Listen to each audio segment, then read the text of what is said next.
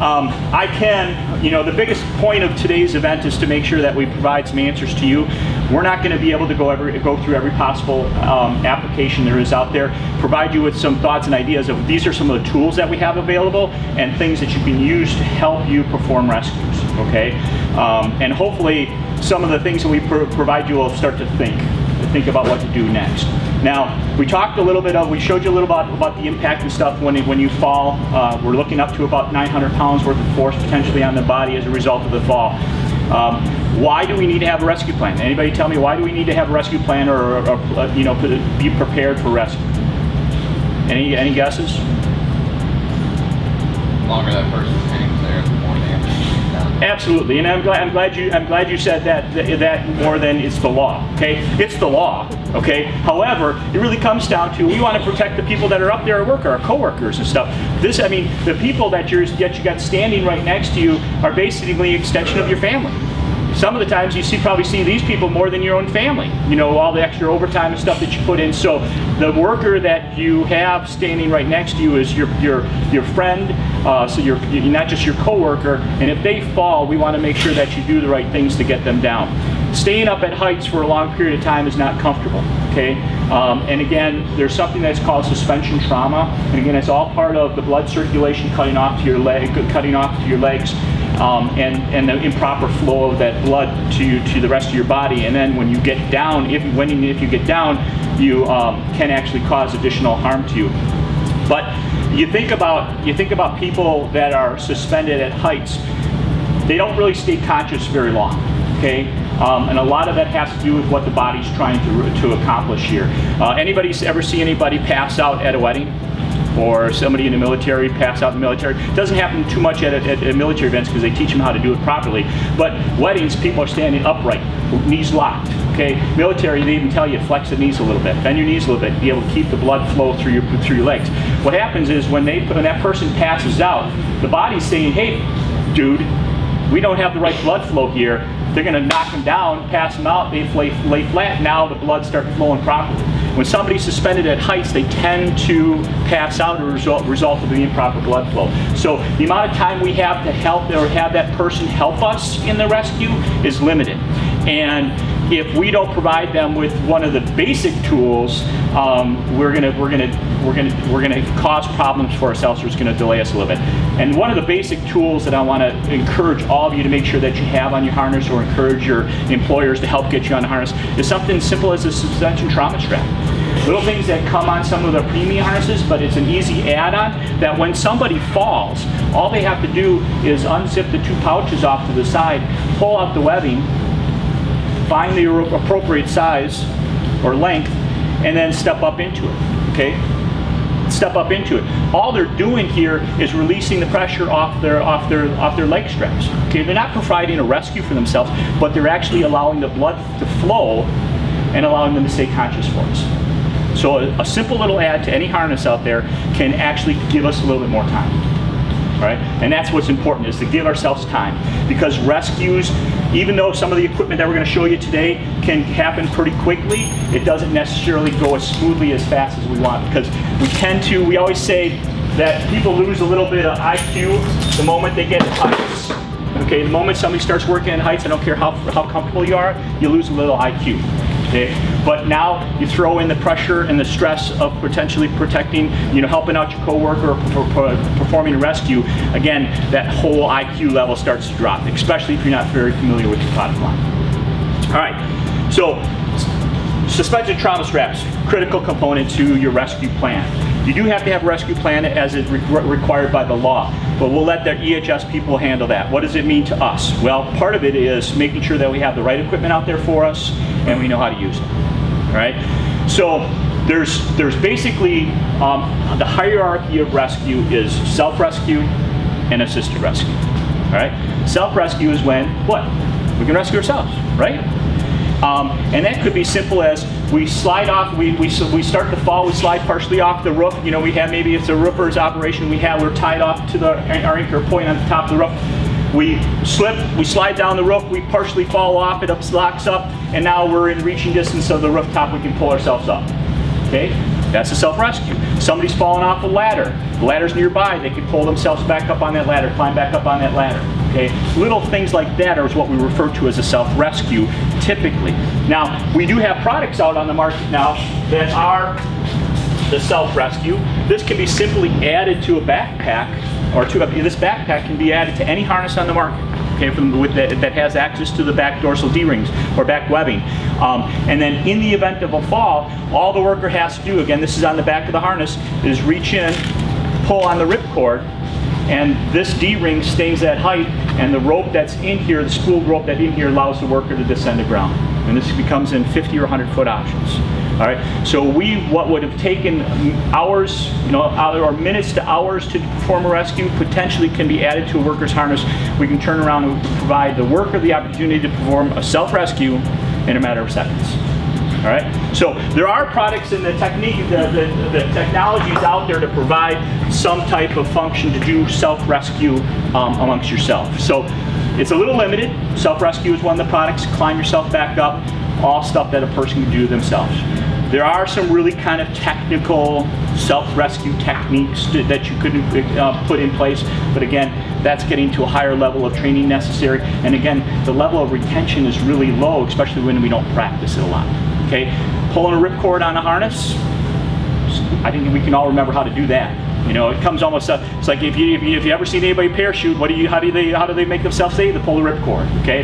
And that's all we have to do for a self-rescue device. So it made it easy. So even in that stressful moment of falling, the person can do it. In the event, I get this question. In the event, what happens if that person does become unconscious?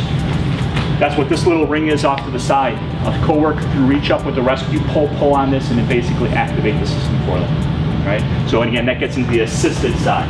Okay, this is when we have to help. All right. The first thing we should do as a coworker is help with the IQ, because they've fallen. Okay, they may be stressed out because of that. The whole trauma, the whole trauma, and the mental thought process of what happens after a fall completely may throw them out of the picture. That ladder may be just a reach or arm's reach away, and they can just pull themselves off to something to climb back up, or they can basically climb back up on the roof. But we have to remind them, hey, Joe, take a moment, take a deep breath, reach out to your right, pull yourself closer to that ladder. All right, that could be a simple self-assisted rescue, just providing the IQ, providing the calmness in the event to have the person provide themselves their own self-rescue. All right.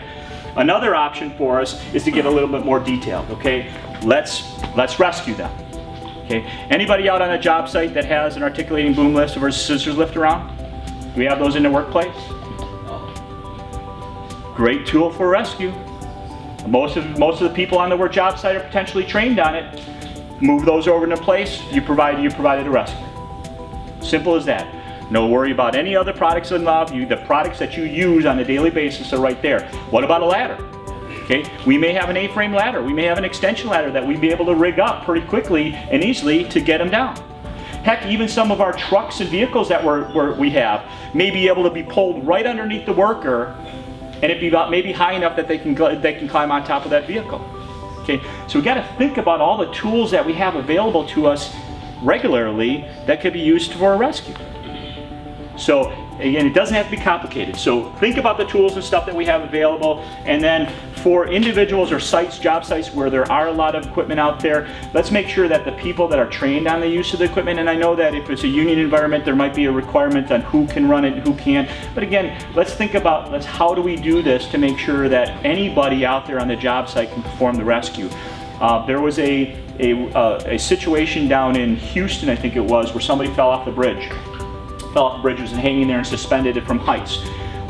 They trained people on their teams to do the rescues, a simple rescue technique. Okay, guess who was trained? The guy that fell. Yep, the guy that fell. So the person that was trained to do the rescue was the one that was hanging down there and needed to be rescued. So nobody else knew how to use the equipment necessarily to perform the rescue. All right, so we got to think about and try to make sure that as many people as we possibly can on our work site or job site has some information and knowledge on how to perform rescues and use the equipment that's necessary. All right, the next thing is to actually perform a rescue. So let's use some equipment to perform a rescue.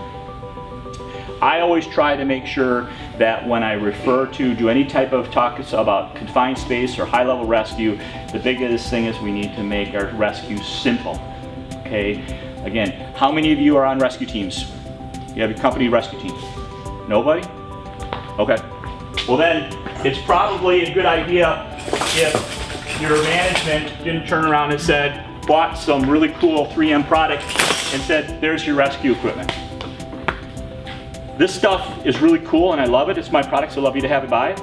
But it's product that takes a lot of training to use. Okay? And there are some companies out there that will actually use that equipment. But again, we're not going to jump into a harness. None of you are going to jump into a harness.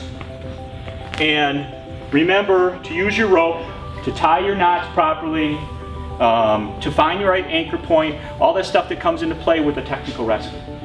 Okay? There are companies that will do that, but you're looking at larger companies, refineries, chemical manufacturing plants, places that actually have a dedicated team that's trained to that level, because you may not be able to get and use some of our easier equipment. However, I would argue that something as simple as our R550 is something that anybody can use, even on the technical rescues team. And I'll tell you one thing, part of you would love to get into a competition. Some fire departments have little training or competitions where they perform technical rescues, and it's basically how fast they can get somebody down.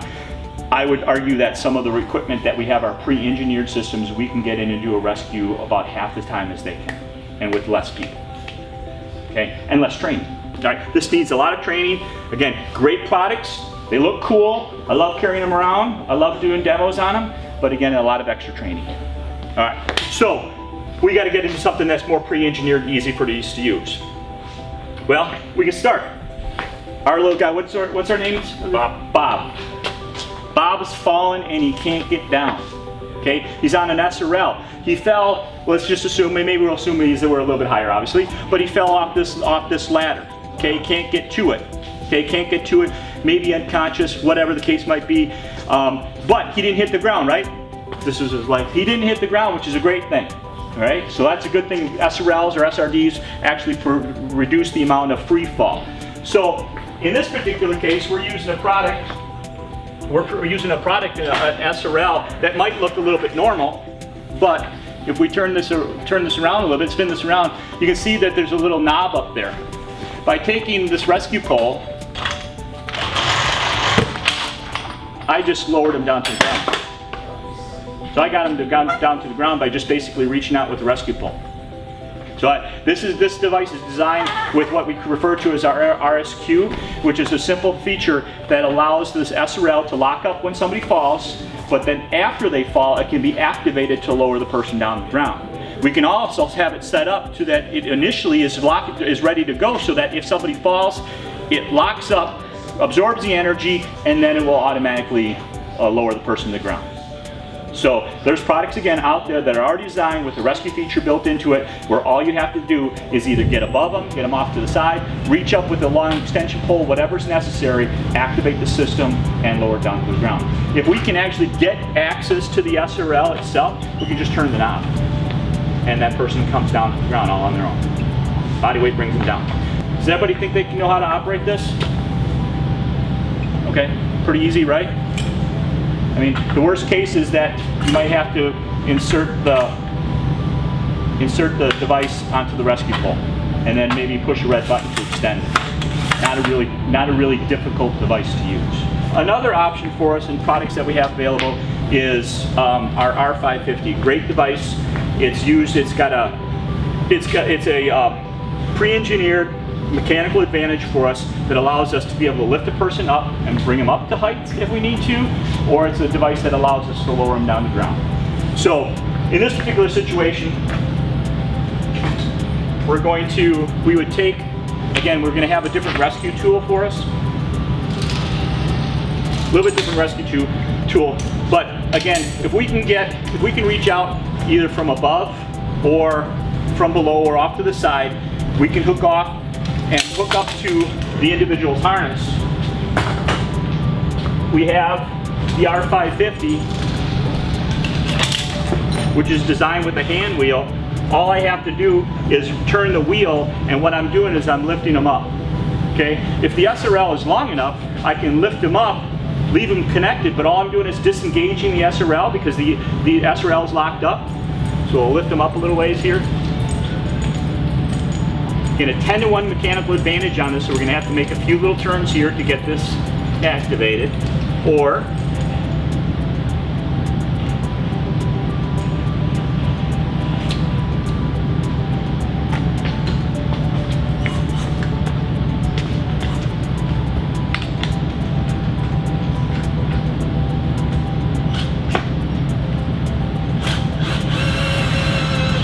anybody know how to use a drill? Oops. Where's my weighted?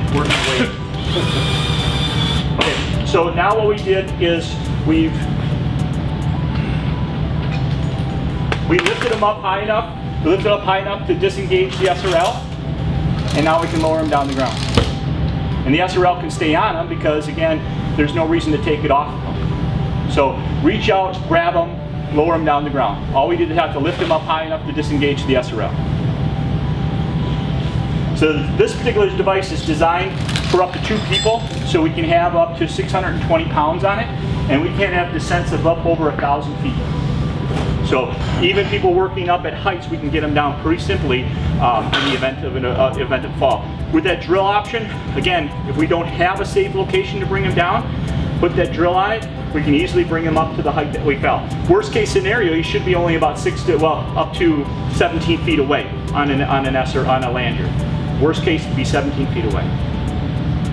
So simple devices, easy to use, easy to hook up. Now we've got this set up so it's hooked up off the ground, but again, it could be, if we could have gotten up to heights, we could have done it above them as well. You don't have to go through a turning block. It's just a matter of to show how easy it is to do from the ground. Questions so far?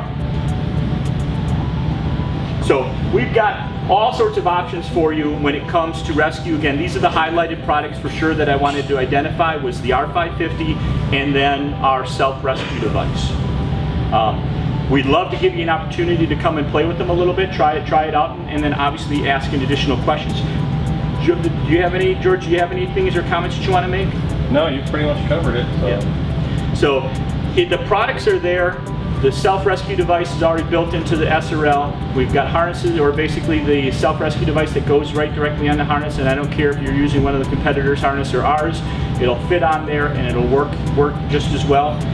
And then the R550 is a device that can be used very easily, to lift somebody up, bring them up to height, or lower them down to the ground. Keep it simple. Okay, it's all about trying to make sure that whatever we do out there is simple enough that all of us can remember, not only 5 minutes from now, but 5 years from now. Okay, rescue takes practice and time. This is equipment, if pre-engineered systems or pre-rigged systems like this, turning a hand wheel to lift somebody up and letting it go the other way to lower them down is a pretty simple technique that anybody can be trained on pretty easily and don't have to use a lot of refresher courses to do so. Okay. We do have classes out there that get a little bit more into detail and specifically how to do industrial rescue, so that's always an option too. But again, this is reading the instruction manual, getting George or somebody like myself or somebody else out there to kind of show you again how to use the product is all going to make it easy for you as well. The big thing too though is, again, making it simple and keeping it simple means that you need to understand your work site too. Okay, make sure that you understand what your job sites are going to look like to make sure that you have the appropriate equipment. You don't want, I said this device can descend up to 1,000 feet, okay? You don't really want to buy a system that's 1,000 feet if your rescues are only going to be 20 feet high, okay? And again, likewise, you don't want to buy a 20-foot unit when you need a 300-foot unit, right? Again, huge advantage with the R550, it's the mechanical advantage is in the housing itself. So most roped mechanical advantage systems like we have here on the wall, you know, if we're looking at a 4-to-1, 5-to-1, 6-to-1, we're looking at 2, 3, 4, 5, 6 times the amount of rope to get that mechanical advantage, okay? Where our mechanical advantage is engineered into the system. So keep it simple, know what situations you need and what kind of, so that way we can help identify what tools and stuff that you're going to need to use or to purchase. And then, again, use the stuff around you already. Think about your stuff, and that's all part of the plan. Look at your plan, make sure that you know what's going on. And then, one of the other things too is, if we're going to, no matter if you're going to do the rescue or not, okay, you're probably going to be calling 911 for assistance, right? We're going to be making that phone call to 911. Somebody's fallen. We need to make sure that that person's looked at and evaluated, transported.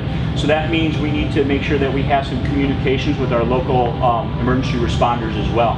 Okay, they should have an idea of generally what your competence levels are, and then also they need to know where your weaknesses are, so that they know that what kind of additional strengths that they're going to need. Okay, not all workplaces are exactly the same, and so some of them are a little bit more challenging, isolated areas, and that. Remember, their response times may be different. They're responsible for the whole community, not just your own individual job site. All right. The other and probably the last thing is, if you look around this room, there's all sorts of different people working from all sorts of different companies. Okay, one company doesn't have the perfect solution. So, you know, it's wonderful that we can get together like this to do a lunch and learn. But part of that lunch and learn is to talk to one another and say, hey, what are you guys doing? Hey, what are you doing? And then try to get the best of all of those solutions to make a better plan for yourselves. Any questions?